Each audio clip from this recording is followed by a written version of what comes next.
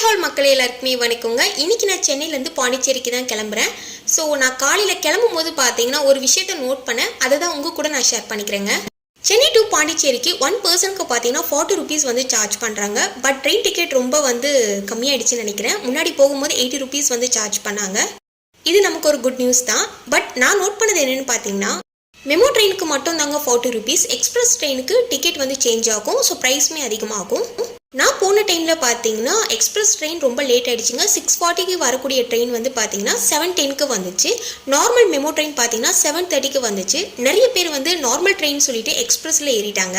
Ticket வாங்கும் போதே express train வரும், பார்த்து ஏறுங்கன்னு சொல்லியிருந்தாங்க. எக்ஸ்பிரஸ் ட்ரெயின் ஏறினீங்கன்னா ஒரு 4 ஸ்டேஷனில் தான் வந்து ட்ரெயின் நிற்கும். அதுவும் டிக்கெட் பிடிச்சாங்கன்னா உங்களுக்கு 500 ருபீஸ் வந்து சார்ஜ் பண்ணுவாங்க. ஸோ பார்த்து ஏறுங்க. நிறைய பேர் டைமிங் நோட் பண்ணிட்டு வந்து ஏறுறீங்க. பட் ட்ரெயின் டிலே ஆனால் கூட உங்களுக்கு டைமிங் வந்து மாறும். ட்ரெயின் செக் பண்ணிட்டு பார்த்து ட்ராவல் பண்ணுங்க. தேங்க்யூ.